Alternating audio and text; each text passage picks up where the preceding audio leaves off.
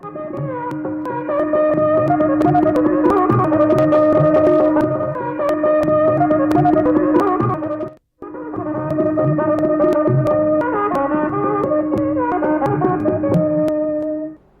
शास्त्र में हार्दगत है।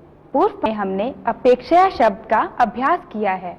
आइए अब फिर इस शब्द का अभ्यास करें और आगे जानवरों के नाम के बारे में जानकारी प्राप्त करें। नमो नमः। संस्कृत भाषा शिक्षणे भवतां हार्दं स्वागतम्। सज्जाः भवन्तु। संस्कृत संभाषणस्य अभ्यासं कुर्मः। वयं पूर्वतन पाठे अपेक्षया इति अंशं ज्ञातवन्तः। इदानीम् अस्मिन् विषये एव पुनः किञ्चित् अभ्यासं कुर्मः। यथा भीमः दुर्योधनस्य अपेक्षया बलवान्, रावणस्य अपेक्षया रामः पराक्रमी, बकासुरस्य अपेक्षया अधिकं कोऽपि न खादति। अपेक्षया अर्थं ज्ञातवन्तः वा?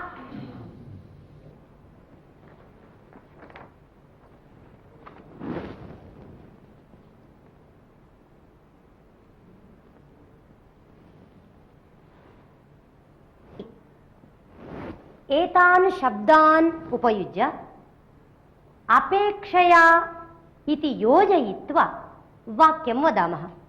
यथा रमानन्दस्य अपेक्षया गोपालः बुद्धिमान्। वदन्तु। रमानन्दस्य अपेक्षया गोपालः बुद्धिमान्। राकेशस्य अपेक्षया नवीनः बलवान्। अनितायाः अपेक्षया तेजस्विनी उन्नता। मोहनस्य अपेक्षया सञ्जीवः गुणी। राधाकृष्णस्य अपेक्षया नन्दकुमारः चतुरः। रङ्गराजस्य अपेक्षया राजीवः ज्येष्ठः। राज्ञ्याः अपेक्षया लता सुन्दरी। सीतायाः अपेक्षया मालती सहनशीला। रमेशस्य अपेक्षया प्रमोदः अलसः। प्रशान्तस्य अपेक्षया श्रीरामः वीरः। कावेर्याः अपेक्षया गङ्गा दीर्घा। पाकिस्तानस्य अपेक्षया भारतं विशालम्। पुनः वदन्तु। पाकिस्तानस्य अपेक्षया भारतं विशालम्। उत्तमम्। इदानीम् अपेक्षया इति उपयुज्य भवन्तः वाक्यानि वदन्तु। वदन्ति वा? भाग्यश्री आरम्भं करोतु। कर्णः अर्जुनस्य अपेक्षया पराक्रमी। उत्तमम्। बलरामस्य अपेक्षया श्रीकृष्णः चतुरः। उत्तमम्। षण्मुखस्य अपेक्षया गणेशः चतुरः। अर्जुनस्य अपेक्षया एकलव्यः धनुर्विद्यायां निपुणः। मम अपेक्षया मम पुत्री उन्नता। पाश्चात्य संस्कृतेः अपेक्षया अस्माकं भारतीय संस्कृतिः श्रेष्ठा। अमृतस्य अपेक्षया सुभाषितरसः मधुरः। उत्तमम्। सन्ध्यायाः अपेक्षया त्रिवेणी श्रेष्ठा। मम भगिन्याः अपेक्षया अहमेव दीर्घा। सर्वासां भाषाणाम् अपेक्षया संस्कृतभाषा मधुरा। उत्तमम्। मम अपेक्षया एषः कृशः। रामस्य अपेक्षया अहं सुन्दरः। उत्तमम्। अग्रजायाः अपेक्षया अनुजः धीरः। मम अपेक्षया एषः वीरः। उत्तमम्। मम अपेक्षया एषः बुद्धिमान्। तुङ्गानद्याः अपेक्षया गङ्गानदी श्रेष्ठा। गर्भवस्य अपेक्षया हरिणी सुन्दरी। उत्तमम्। शालाशिक्षणस्य अपेक्षया गुरुकुलशिक्षणं श्रेष्ठम्। विद्यार्थिनः अपेक्षया शिक्षकः बुद्धिमान्। उत्तमम्। अहम् इदानीं किमपि श्रावयामि, भवन्तः शृण्वन्तु।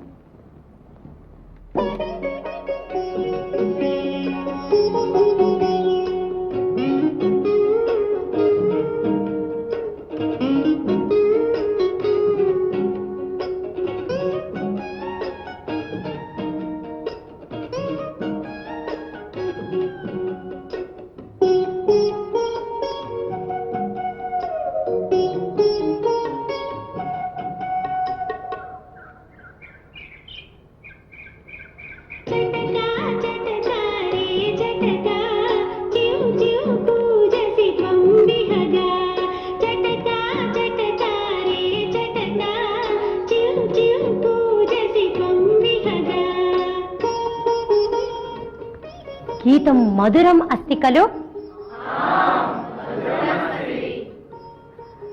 रघुवंशम् उत्तमं काव्यं खलु? कालिदासः श्रेष्ठः कविः खलु? आम्, कालिदासः श्रेष्ठकविः। उत्तमम्। रामायणम् आदिकाव्यं खलु? आम्, रामायणम् आदिकाव्यम्। उत्तमम्। पुष्पं सुन्दरम् अस्ति खलु?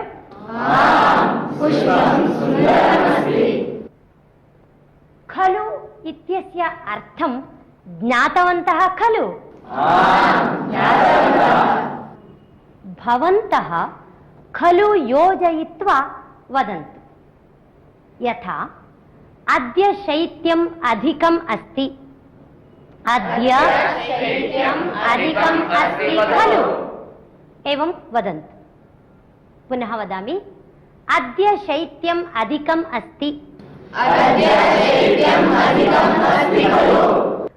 भोजनम् उत्तमम् अस्ति।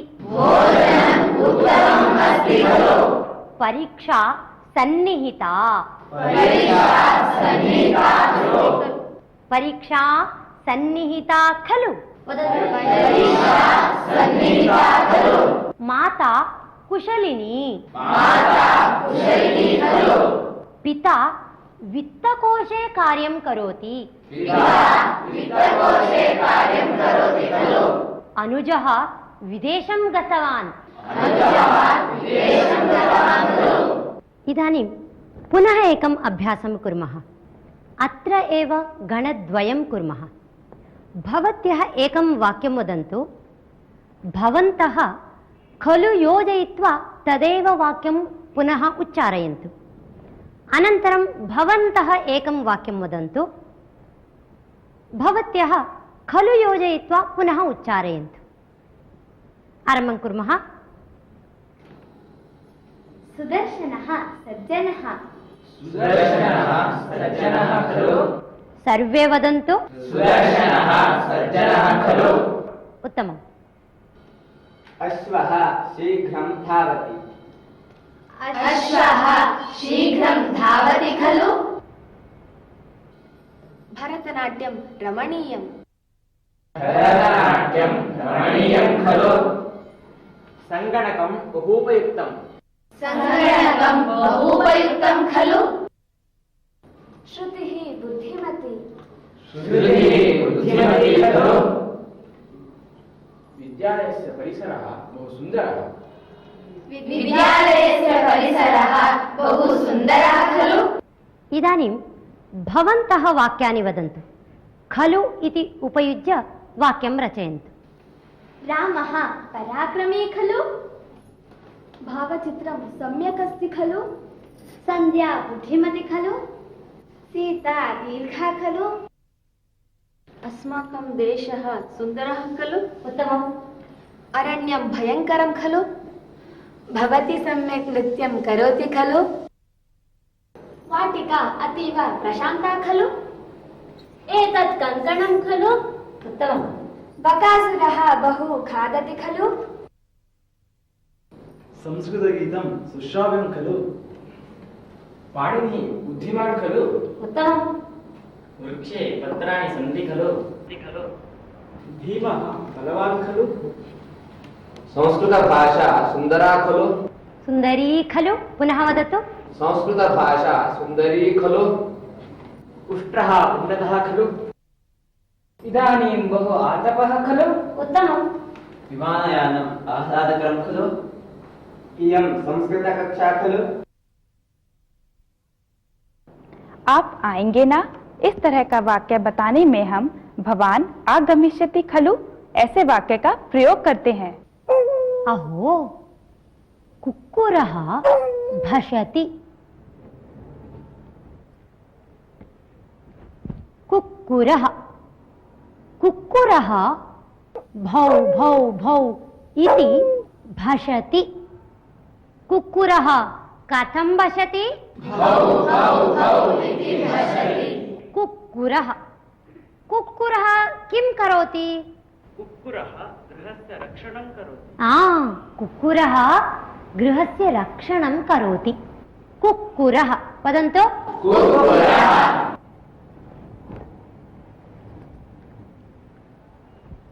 व्याघ्रः व्याघ्रः वने भवति। व्याघ्रः गर्जति। व्याघ्रः गर्जति। व्याघ्रः व्याघ्रः किं करोति? व्याघ्रः मृगं मारयति। व्याघ्रः मृगं मारयति। गजः गजः स्थूलः अस्ति। गजः कथमस्ति? गजः किं करोति? गजः वस्तु नयति। गजः वस्तु नयति। गजः गजः बृंहति। गजः किं करोति?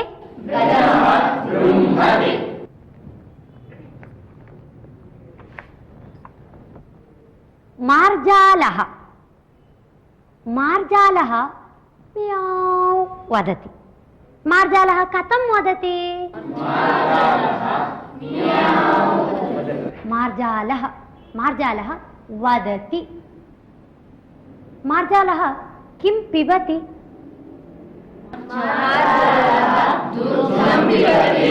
मार्जालः दुग्धं पिबति। मार्जालः किं करोति? मार्जालः मूषकं खादति। मूषकं खादति।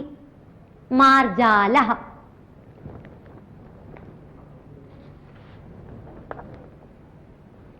धेनुः धेनुः अम्बा वदति। धेनुः किं ददाति? धेनुः दुग्धं ददाति। किं खादति?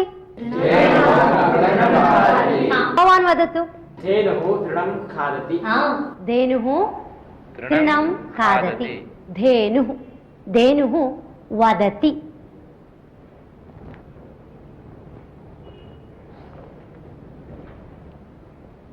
अश्वः अश्वः धावति। अश्वः धावति। अश्वः कथं धावति? अश्वः शीघ्रं धावति। अश्वः हेषते। अश्वः हेषते। अश्वः। इदानीं केषाञ्चित् पक्षिणां नाम अपि जानीमः।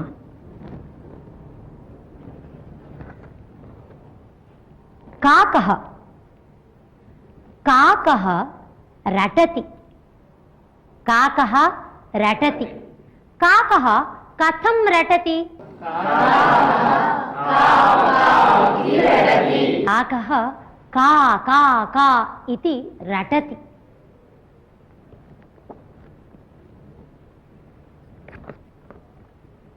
शुकः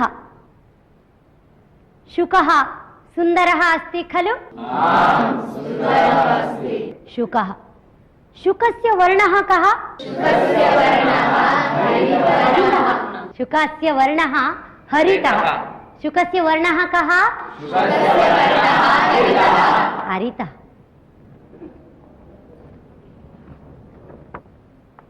हंसः हंसः जले सञ्चरति। हंसः किं करोति?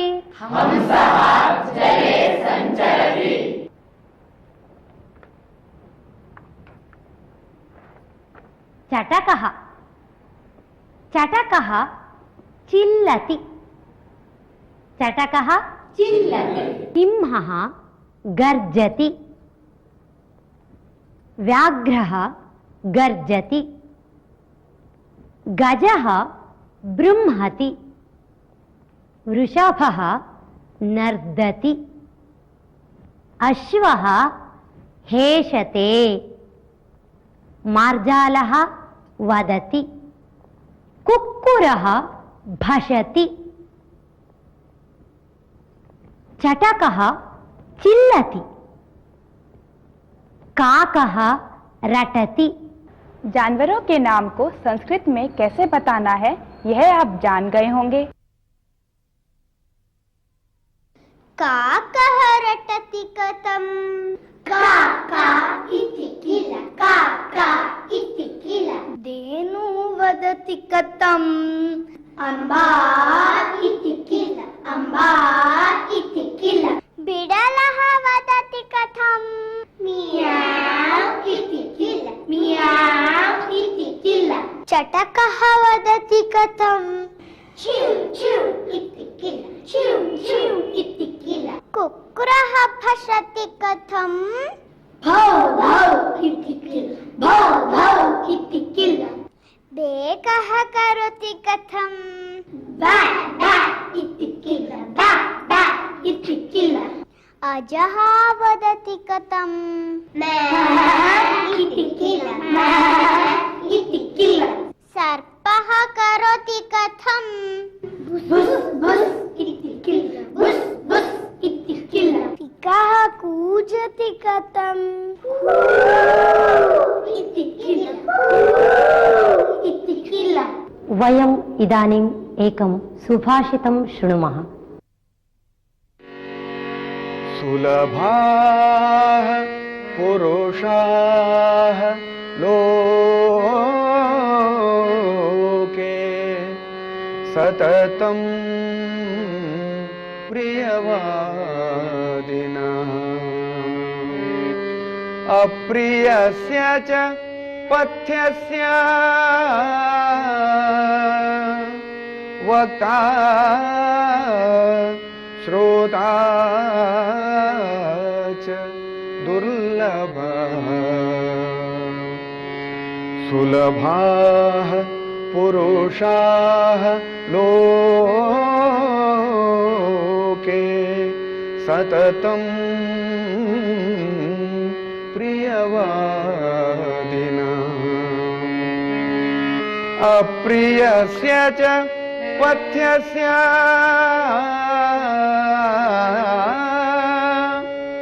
वक्ता श्रोता च दुर्लभः।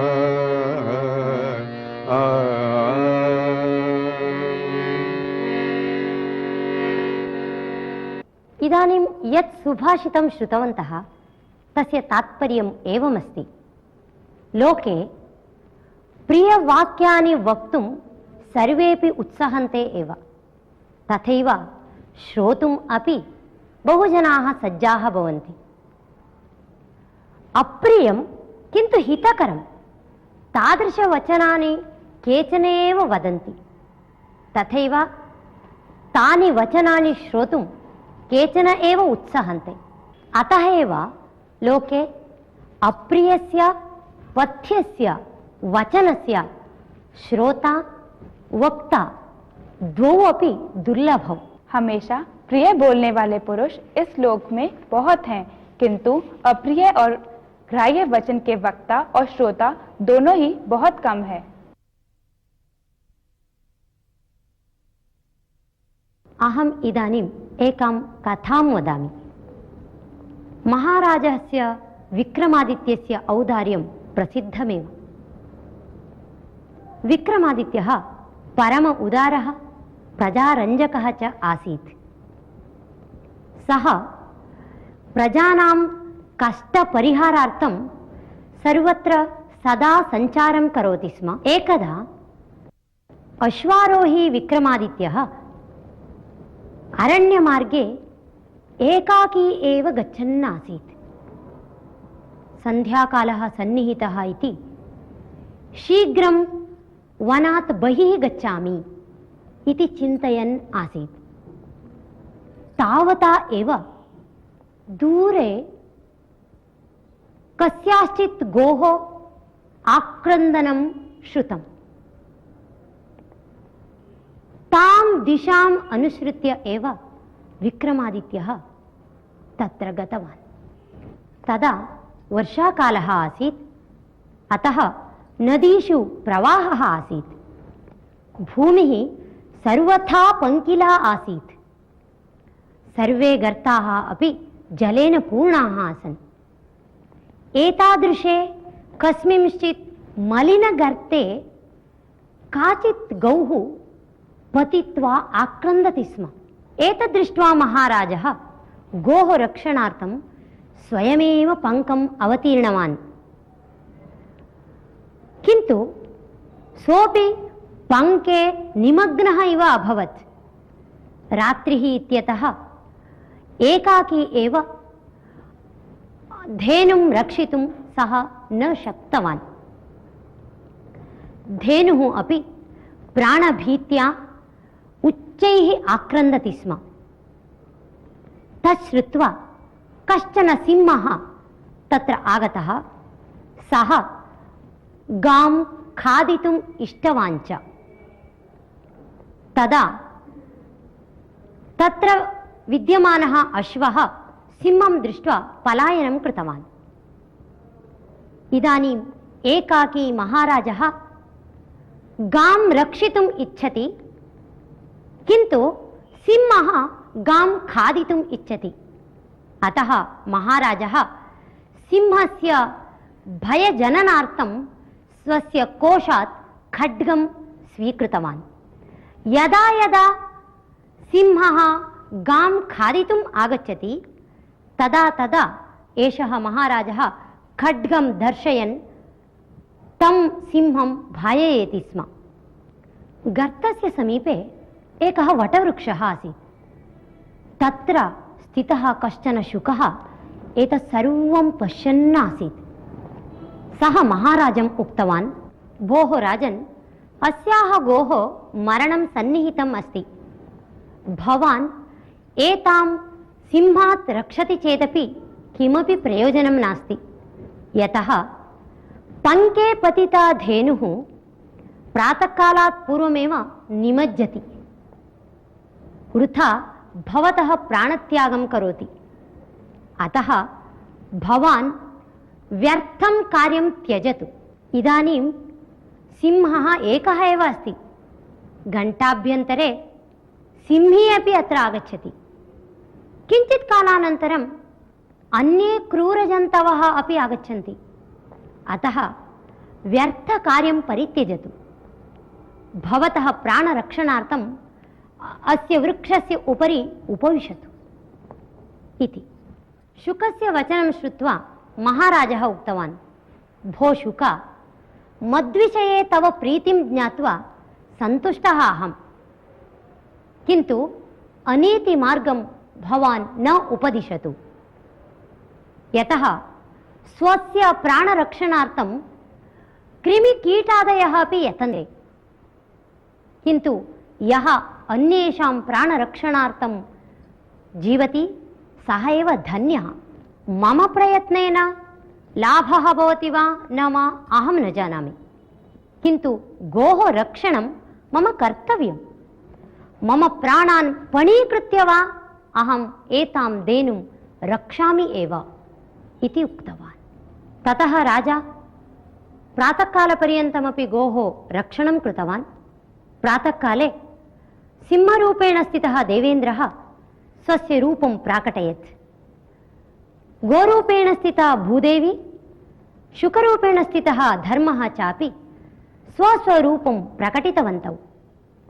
ते सर्वेपि विक्रमस्य त्यागं शौर्यं च श्लाघित्वा तम् अभिनन्दितवन्तः। एवं विक्रमस्य औदार्यं लोकोत्तरमासीत्। कथायाः अर्थं ज्ञातवन्तः किल? धन्यवादः। नमो नमः।